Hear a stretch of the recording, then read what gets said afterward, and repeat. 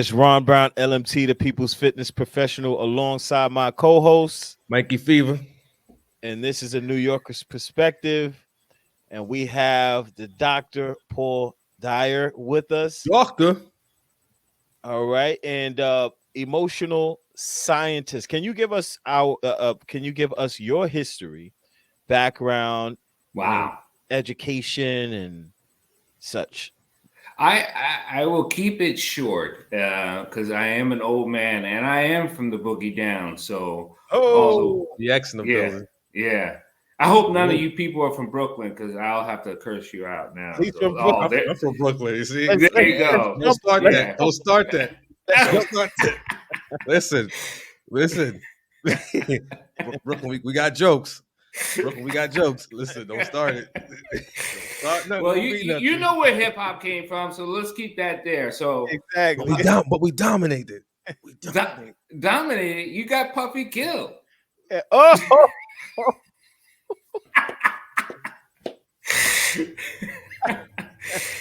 Well, listen, you know what? You know what? All right, you gotta let him get that one. you know what? All right, yo. All right, so a little short history. I'll keep it real brief, even though I have a long, extensive what I do. I was a special operator in the military. I was special forces. I was on Delta teams for 10 years. Wow. And then I ended up getting 4 PhDs, 5 masters, and 4 undergrads. And I'm a neuroscientist. So, and the short story of that is that my father was a Black Panther. My mother was an activist. And it was always what she has said is to grow strong, to drop fruit for others to feed. So if you're going to be a strong person in this world, make sure you be strong enough so you're able to grow the seed, to drop the seed so other people can eat.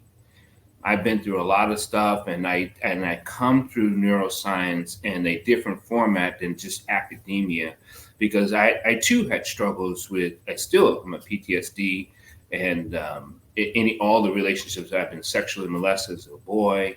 So I wanted to delve into how the human brain worked because of sadness, depression, and all those things that people go through that I've been through. So it wasn't just let me learn a bunch of stuff to know a bunch of stuff. I was learning about me. And then after I learned about me, develop myself into a strong tree so I can drop some seed. Wow. Yeah, that was a great summary. Oof. Great summary. Now, neuroscientists, the brain. Yeah. I want to go into, being that we are of African descent and we have our history, and of course, it doesn't start with slavery. No. However, I want to start there and how slavery could have or has affected our brain, DNA, etc., and how it could quite possibly affect our lives to this day. So we're the only culture that actually beats our children in a manner that we were taught to beat the children. We learned that through submissive teaching, through slavery. Now, you may say that other countries and other religious sects do hit their children, but they hit them in a different way. We often used to hit our kids, and trust me, I was hit the same way until it was changed, and this was through abuse from a stepfather. But my mother never beat us that way. So, and it was because when people come through an education of what is taught to bring things into submission, and that's what slavery taught us. It taught us to eat yams. It taught us to eat collard greens. It taught us to eat the pig. It taught us to eat, because that was what was thrown away. So we actually can continue to be in the slave master by eating what we consider soul food. Now, there is soul food that is coming from the continent of Africa and things but you have to understand your relationship to the food. right? Cornmeal and why we developed cornbread, all those things. Now, we're not going to talk about what the chefs have done or the black cooks have done throughout history when they got into certain kitchens that they were able to perform all these great things. But we're actually talking about what did slavery introduce into our chemistry, into our epidemiology of education. Mhm. That is where we are flawed at. And I know George DeGruy had written a book called Post-Traumatic Slavery. And people have to understand, and I know Joyce she's amazing, but what we have to understand is, how do you fit in? How is your relationship to what you are doing? Is it post-traumatic slavery, or is it something that you are creating to be better? So if we want to start from slavery, we start with code switching, right? Black people have learned to code switch between not to get beat and then to develop our relationship with our peers. So that's where code switching come in. So if you're still code switching and not being what you call authentic, then you're still under the umbrella of being under the slave master.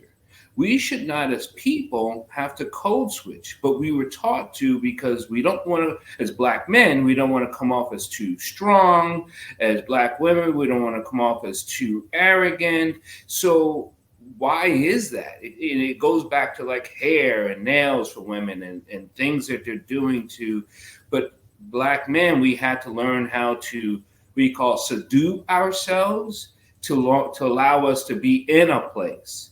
And then we can try to shine. That's code switching, and that's slavery talk. Mhm. All right. Can I add on to that, Ron? Mhm. What he said is actual. It's an actual fact. Shout out to Dr. Joy Leary. I forgot she got married to DeGruy now. I forgot. I remember. I know what book you're talking about. So it's a good writing she has. Um, what you said about the whole code switching thing and how people have subdued themselves. That's what society has always depicted the Black man as, somehow some kind of his sexuality is depicted as aggressive. If he's too strong, if he speaks with assertiveness, he's aggressive. You understand what I'm Again, saying? yeah, but that comes from being a buck, which the term buck comes from, an animal, Mhm. a strong animal, and they Yes. used to buck us out as Yeah. strong men to breed other strong slaves. Yeah. Or if you were that big of a buck, you would Mhm. have to fight other slaves. So that's where that Yeah. type of fighting comes in too. So those terms are not healthy terms for us to keep repeating, and we do keep repeating it ourselves. Yeah. Got you. Which, if you keep repeating something, even in a thought, the thought comes through what you call connected activity that the brain holds, which produces different chemistry. We know it as different endorphins, but we also don't know it as thought process, which creates a negative frequency in the body, which creates a sickness, an internal sickness that we keep repeating through our pleasure center because we're getting something out of it. We're either getting not beat, or we're getting accepted, or we're getting some pleasure. But we're not getting authenticity. We're not getting that. Mhm. We're not being authentic. Mhm. Mhm.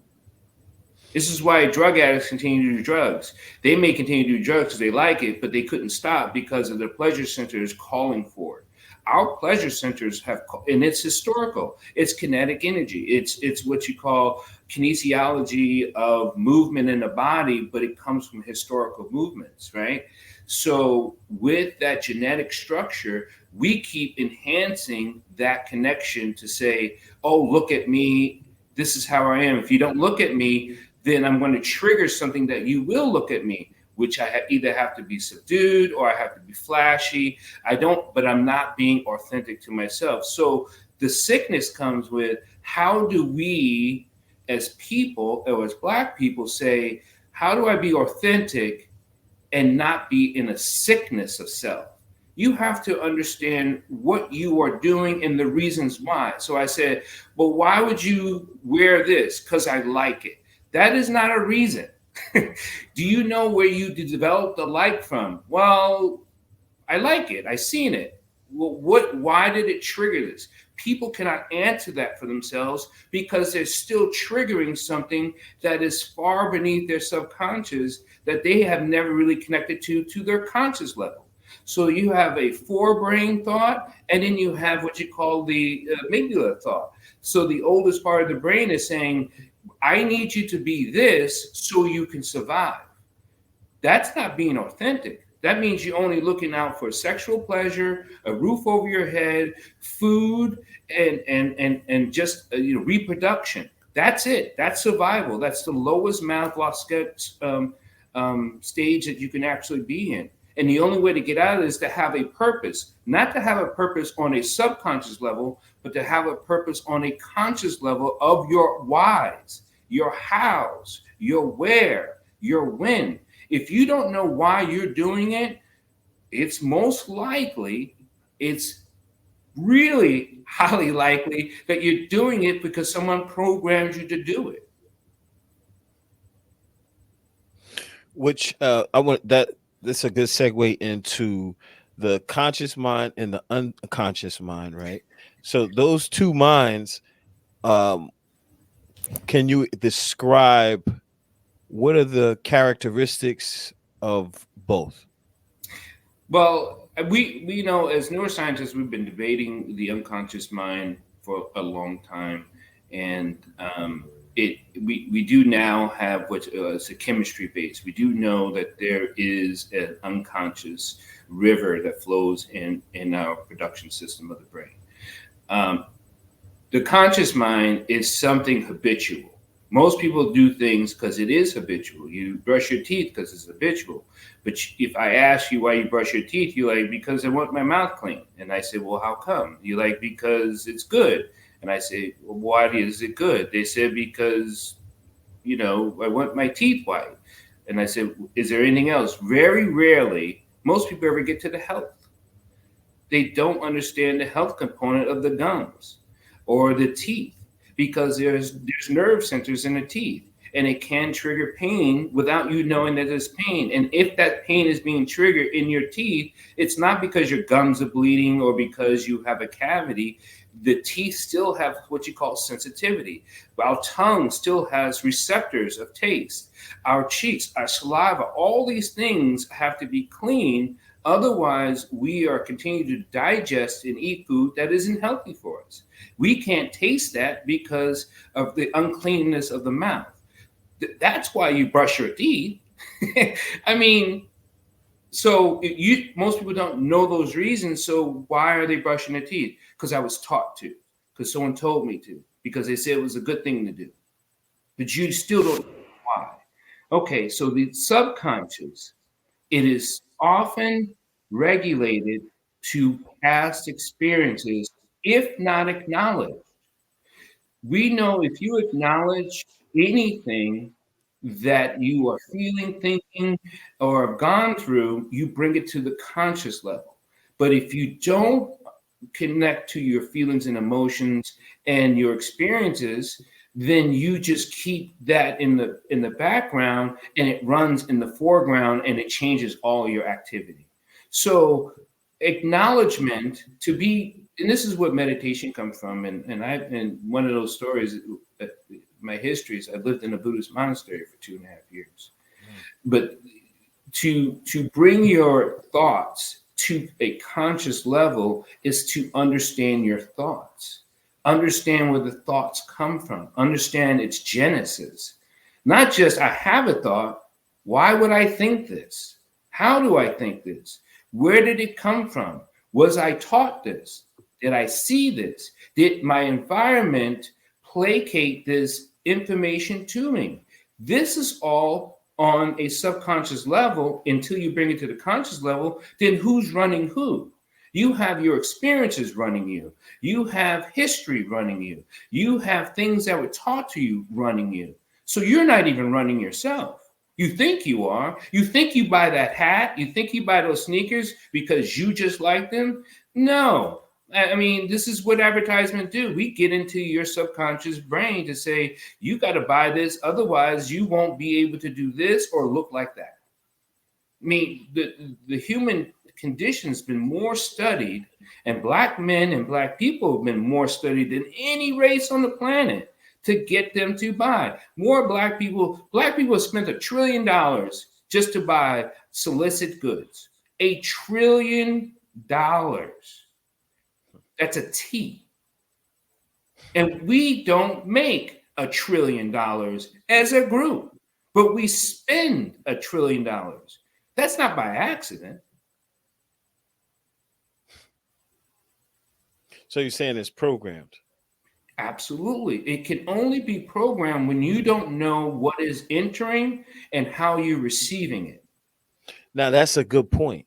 Now, it's entering through media sources and it's entering through your five senses. We take everything through our five senses, as we know, right? So everything comes through us through our five senses. As anything, it doesn't have media, whatever. It's just the atmosphere. But as you take it in, you're taking it in through what filter? That's and if you don't know what filter you're taking it in, then you're being programmed. If you're taking it because you're in pain, well, that's how it's going to come out, and that's how it's going to affect you. If you're taking it in because you're desperate, well, I mean, your outcomes. This is where the science. That's why I love the science. Your outcome of your own personal inner experience that you're having. Where we say this life is an experience. Well, this life is not just an experience; it's an experiment. And that's the one that people don't get missed. They miss because your own scientist of yourself. How are you taking things in, and how are you distributing the information you get it? Because if you're still focusing on information that was told to you, well, then it's their information, it's the information, but how did you receive it? And why are you disseminating it the way you are? I have a question for you. From what I'm hearing, from what you're explaining, it sounds like correct me if I'm wrong. It sounds like you're marrying the science on a higher level, like on some metaphysical level, the way you absolutely. So, well, metaphysics were the physics of for history. They decided to break up the metaphysics and science into they start calling it black magic and all this other stuff. Exactly. But it has always been there. So I actually understand the science and the metaphysics and why it connects to chemistry, why it connects to frequency, why it connects to the epidemiology of life, why it connects. So that's what I teach. Most people say, well, if I think this, then what's the outcome? I can teach you what it's triggering in your brain and how it's triggering your brain. Now, the outcome you already know, because that's why you asked the question. But I can teach you what how the spine disseminates the frequency throughout the body, which creates your action. All actions are created by you. All actions are created by you. People say, well, then that's what gives you the choice. You do not have a choice if you're being programmed and you don't know that you are. It sounds like he's going into the science of it sounds like some NLP involved, as they put it out nowadays. Absolutely. Yeah. And I do study that and teach that too. But we don't understand our language and words we use and how words do disseminate and do infer the brain to react to the vibration of the word. Yes, all words have a frequency. All words have a meaning to it. The brain does not decipher slang. Okay, and that's why we have more young kids who are off kilter because they use so much what we used to call it slang word. Oh my God, I'm drawing a blank. Ebonics. Ebonics. Okay, so you just said the brain. I don't mean to cut you off. You just said the brain does not decipher slang. Can you explain that?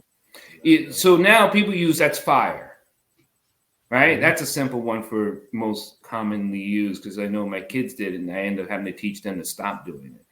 Now, The brain knows what fire is. The brain knows how fire is produced. The brain knows it's a hydrogen. The brain knows all the chemistry of fire. So it does not compute. So when you say fire, am I in fire? Do I need fire? So the brain starts to go through its process of what fire does for you. It does not understand that you're using it for a pair of shoes. So it does not resonate inside the body.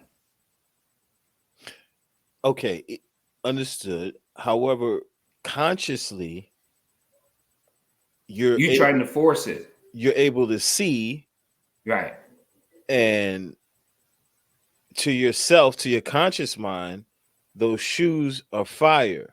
Right. So are you saying it's your unconscious mind or subconscious mind that's reading, that's not deciphering?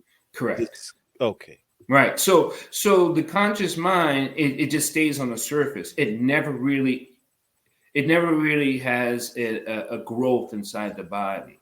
That's why if something was that fire, then how can you buy something new?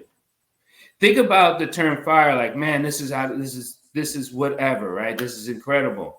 You can actually replace it. Mm-hmm. Because I get it. But if you say my wife is fire, and you say because she's good, or my mate is fire, could you replace her just as easy as those shoes? You're like, no, but I love her. That's what the brain knows. I get what he's saying. It's like, you know, with the words, the frequency, as they say, spelling words are powerful. Yeah, it casts the spells of programming. It's about whether it invokes or evokes certain emotions out of you. Mm-hmm. If I'm correct, let me know. Yeah. So I get where you're coming from with that. I understand now. And that's very tough for people to really recognize what they're doing and what they're not doing, because they're just so programmed into doing so many other things. I asked one kid I work in the school with, why do you call it fire? He goes, that's just what it is. I said, what do you mean what it is? He goes, because they're fire. I said, what does it mean? He goes, they're fire. I said, so what does it mean to you? He goes, because they're fire. I'm like, so you have like no idea. Like you literally have like no idea what it means. He goes, well, I like it. So why don't you just say I like it? Well, I do like it, and it's fire. So, okay, so what's fire? Because you separated them. You said I like it, and it's fire. So what's fire? It means it's really good. So why don't you just say you like it? Because it's fire. I mean, it's like a hamster show. I get it. I understand where you're coming from. Oh, go ahead. Oh, no, go ahead, Ron. Because I'm finally I'm understanding why we come up with ebonics, as they say, in certain slang talk. All of that goes back to PTSD of trying to negate the language that was cast upon us. Because this American language is not an original language. It's not a language. So that's what it is. Yeah. Got it. Got it now. I see. You find Mikey got he like. Bing, that's what the light bulb was for. Now, being that the brain doesn't decipher slang, correct, and people in poor communities use slang often, wouldn't that lead to more miscommunication and violence? Yes, the big why. Yeah. Yes, sure. Right. Yes. Meaning the sun. Yes. Right. It means all of that. Most people don't even know what yes really means, but it comes from the word sun Ra, but it means Ra meaning sun. And yes is Jesus, blah, blah, blah. But it's yes. It is crazy how much people are getting killed on disinformation. Right? And they don't even know it's disinformation. They don't even have the correct information, so they argue against what is uncomfortable. Why is it uncomfortable? Is because the subconscious is trying to help defend them, and the conscious level does not know how to connect to it, so they become argumentative. Prime example. Yo, you already know this, Ron. I know Ron's playing. He knows I'm not saying nothing about that. Because you know hey, what's the secret? What do you guys got a secret? Let me tell you why. In the community, what term we use to check somebody's temperature? are you good? So Yo, you good, bro? yeah, so it's based on the tone that is being said in. Are you good? And it's like, Mm. yo, they get defensive. What do you mean I'm good? Yo, what's good? Well, are you good? Listen, and you're like, hold up, how do I take that? But it's all based on the body language, because remember, all Mm-hmm. communication is not verbal. It's body language, tonality, and sometimes the energy, how the person's saying it. Just like, okay. Like, So we have to be careful of how we decipher information or how things are said. And I'll give you um, some great experiments that I've been privy to is tone, and that's a big thing on tone. When your father maybe said, boy, you better take the bass out of that voice. So I guess you know, I can't reach puberty anymore, right? So, so because that's why the voice changes. That's why the vocal cords change. It's not because I'm trying to be whatever, but how are we hearing it, and why are we hearing it in this tone? So it's not so much what I am saying, it's how you are hearing it, and why would it reflect on a negative and or positive for you. Now, if I am a threat to you, it's going to resonate on a negative. If you look up to me, it's going to resonate on a positive. So it has nothing to do with my tone. It has something to do with who you are, where you are in your life, and how you are perceiving things through your five senses. So when people say, well, it was your tone, you came off to me wrong.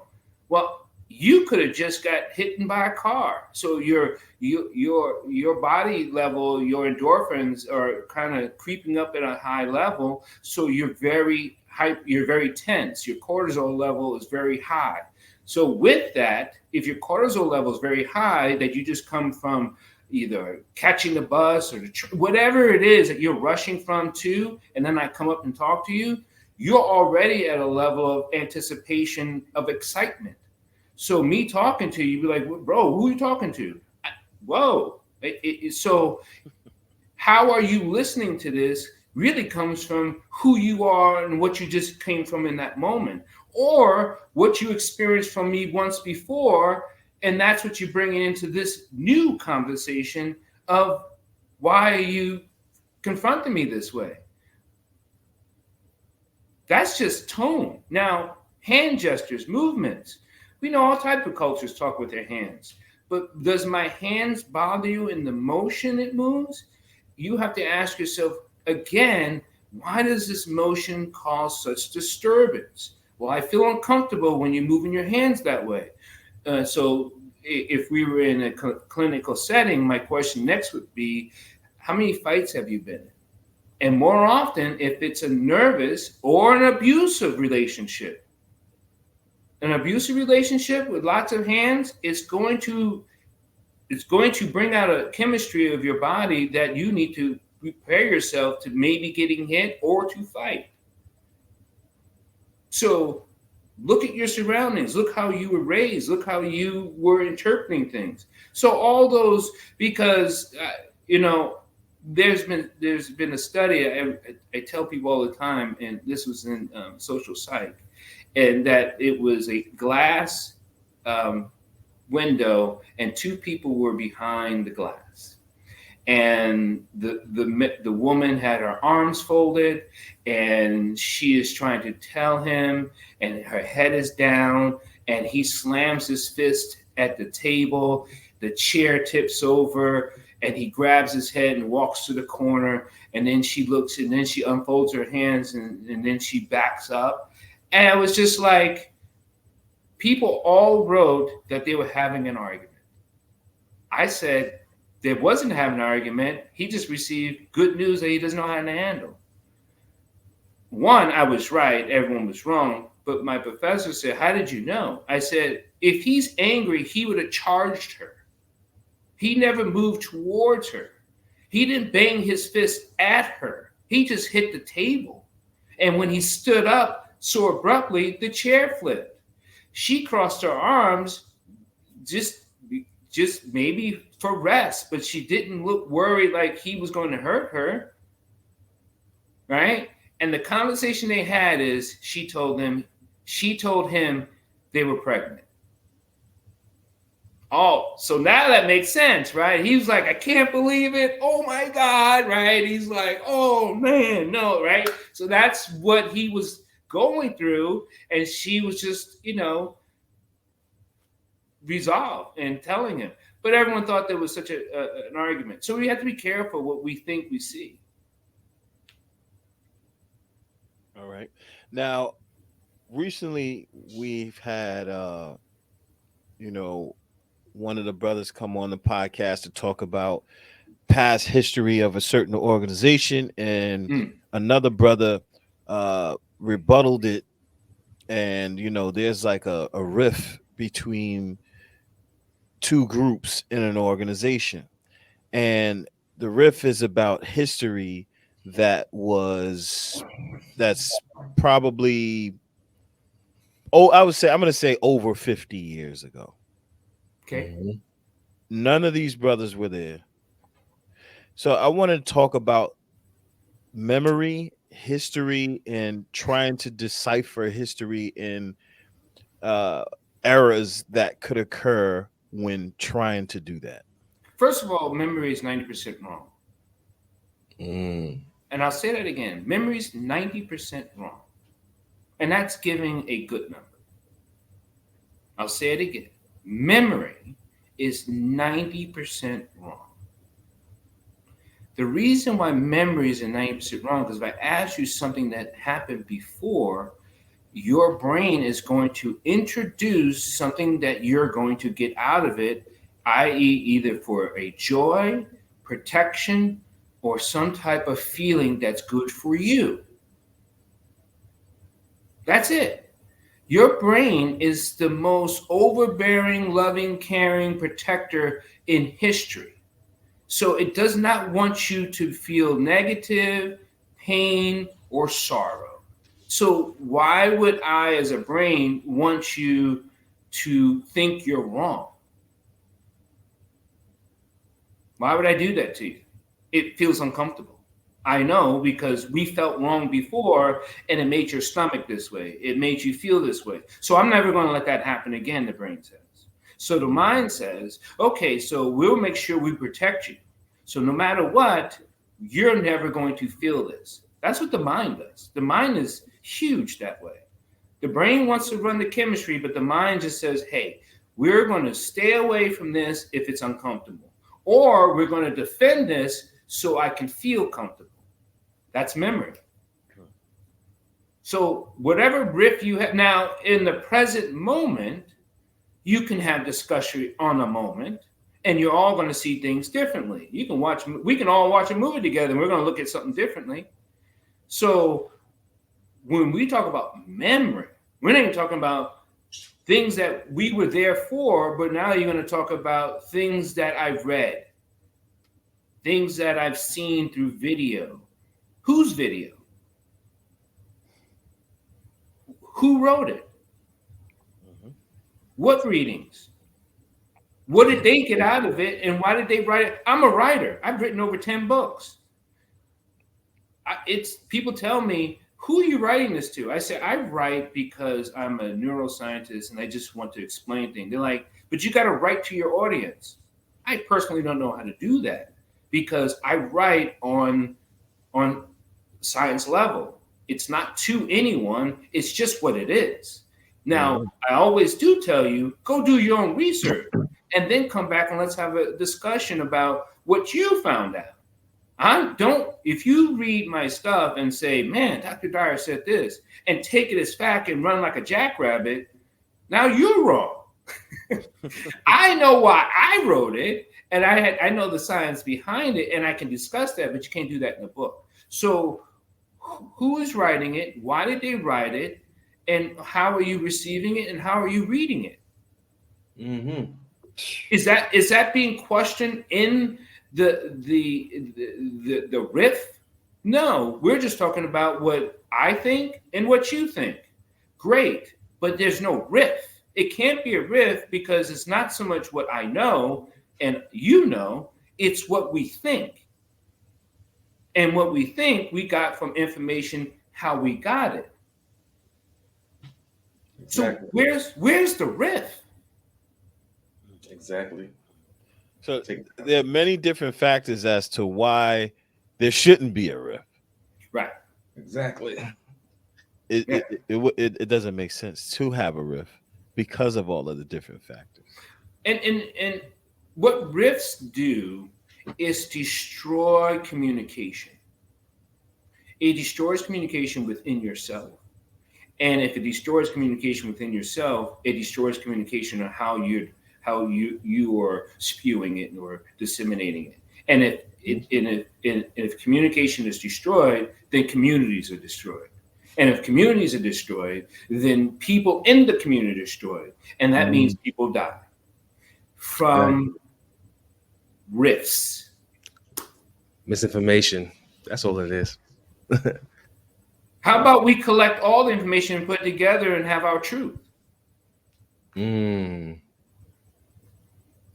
But sometimes people like to protect their ego. Well, yeah, I get that. That's one thing, and so that goes back to understanding who you are, understanding why you do things the way you do. You're going to come up with the ego in your room, in your personal mental room, where you're going to be like, ego's going to be over there in the corner. You're like, I wonder why I think of this, and ego's going to turn around and like, do you want anything to drink? And then you're like, no, right now I'm thinking. And then you're going to end up going with, man, I'm feeling some sort of way. Do you want chips? Ego says, you want chips with that? So you never really ask ego, why are you even here? Like, you're like hanging out with me like we're bros, man. Like Accountability. Right. But ego sits next to you and says, I would have never let that person ask me that question.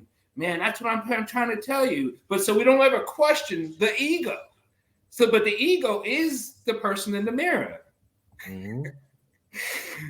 I like that, man. Yeah, I like how he breaks it down, man. He teaches it, like he put it in the most easiest way for people to get it, to grasp. They probably go right over their head, or they just walk right past it. It's like, right, it's kind of crazy. So going back to our people and coming out of slavery and the Jim Crow era, civil rights movement. We're in the second Jim Crow era, by the way.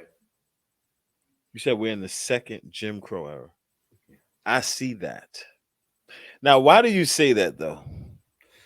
So what was Jim Crow about? It was about regulating who can go and what can do and where and when, right? Black people can't go here at this time, this place. That's what the Jim Crow law, right? And then there was black codes, right? And that was come up.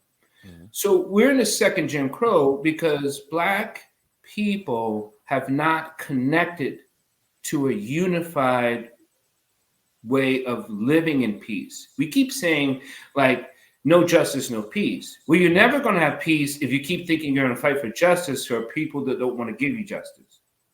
You have to look for peace first. And if you look for peace first, that means you're looking for connection, community, love, right? We're not even talking about difference of opinion. If we first come to each other as a unity, we will develop our own justice and our own way, right? But we keep looking for justice, which you're never going to get from this, and which we have no peace within ourselves, so we end up arguing, fighting, and killing each other, right? There is a way forward. I'm not talking about, the people who have done so well for themselves in the Black community, and so this and so that in prosperity and economics. I'm not talking about that. What I am talking about, there is still no unification of it. And how do we know? Because there's still slums in Brooklyn. When you have a $1 billion basketball team, you have a $1 billion basketball team that sits right in the middle of Brooklyn. No black person built it, right? A lot of people spend money to go to it, and that money goes where? Not in our community. So, does that sound like there's a unification there? No, but we don't even look at it that way. I did hear the Brooklyn shot, though. That's See, that's the second. that's okay. That's the. But all right, Brooklyn got slum, but the Bronx is dirty. Let's just say that. I get it, and I'm a Knicks fan. I'm a Yankee fan, and the Yankees are in the Bronx, and I get it. That's over multi-billion dollars.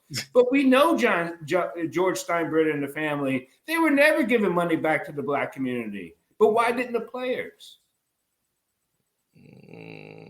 George Steinbrenner has no history for black people. That's fine. He can make his money and run and do all this. But what about the players? Because our people got this thing that once I make it, well, I figure it out. You guys figure it out. Right. So there goes to the unity issue. Yeah. So that goes to the unity issue, which we go back to, we use the word riff again, which causes a riff.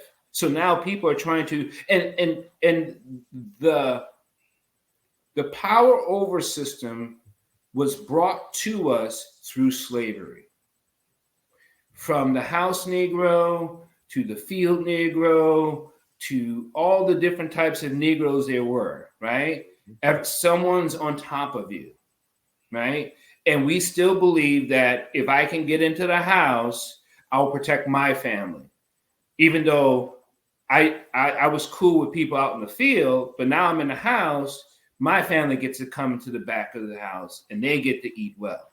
Exactly. And that's okay.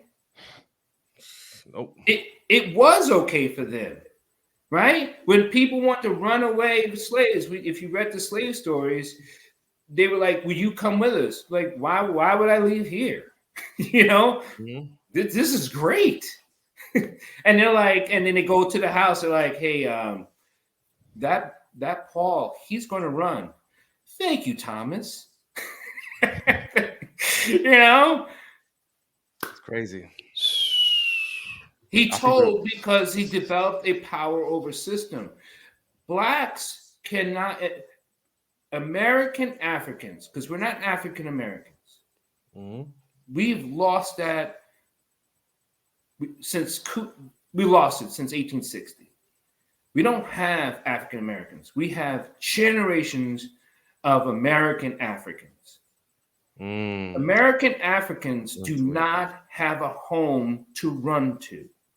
Every culture in the United States, if they got sick of this, they could go back to their country.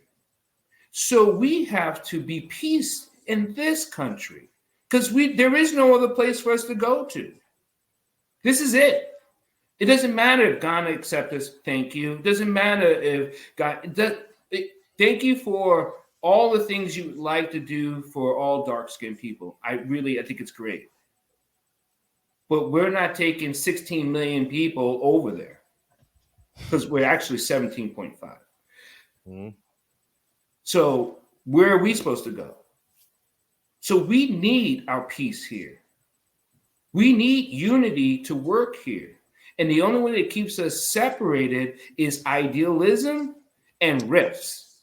Exactly.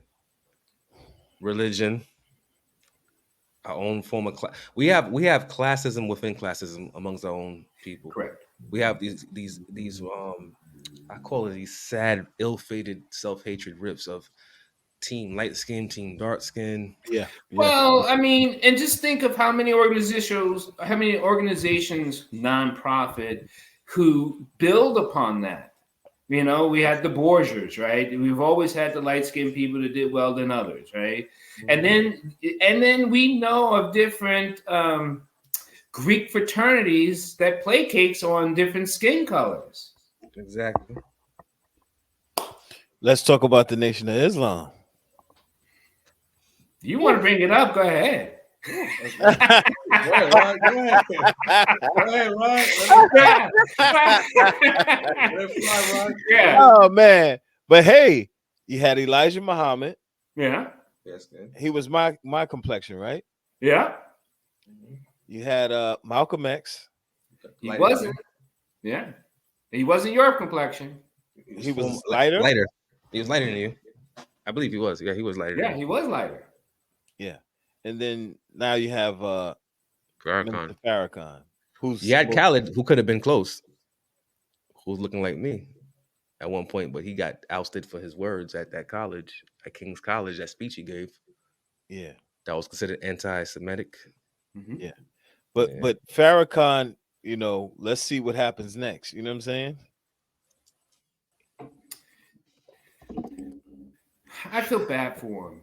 He does speak a lot of good Yes, he does. things, but he speaks it on a platform that is good for him. Mm. Mm. It's good for him. So I have a It thing. doesn't work for people who has less than him. Mm. Mm. You take Farrakhan's speech, which is a lot of good truths, and you put it to a person who's living in, God, Brooklyn. Brooklyn. The In Brooklyn. the Bronx. You know what? You see, in the slums listen, of Brooklyn. you Okay, BX cats, you got to stop it. but you take people living in a lower income and put those words that he or she might speak. Where do you think they'll end up? You think they'll end up with a career and a job? Do you think they could finagle their way into Fortune 500 unless they create their own? So it it's good for him Yeah. because he's supported by people like us, but we can't support each other. That's what confuses me. I'm not talking about don't support him, but why do we have a hard time supporting each other and checking in to make sure we're okay with each other's mental health? There are other finances, other economic issues. I remember growing up, and I'm 57. They used to have mortgage burning parties for the community would come over in the block. The community. I don't have to pay a mortgage anymore. Everybody would come. I remember when people used to have only a couple $1,000s left to pay for the mortgage, and they raised a couple $1,000s in the community, and they would help people pay off their mortgage. Go down your neighborhood and ask someone to help you pay your rent because you're just a little bit out. They'll tell you to go somewhere. That's a fact. But he said we don't have that unity. That's so beautifully put, as you said it.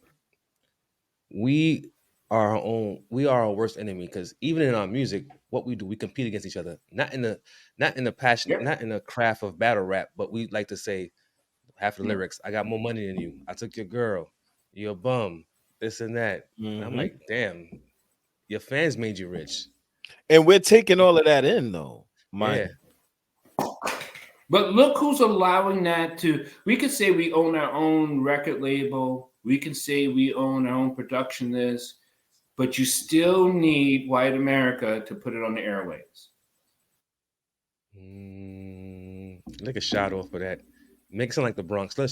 Let's Make make it it sound like sound the Bronx. like Make it sound like the Bronx. Come on. I had to get you. So uh, so we still need the opposite to put it out in the airwaves. Stop that. Except, there's modern day, there's YouTube, there's SoundCloud. I get all that, but who controls the internet? So Bingo. there are some things they allow through because it hurts us.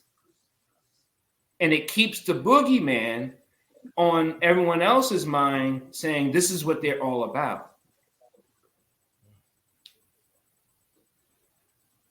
Steve, man. You're a man of many hats. I love what you contributing, man.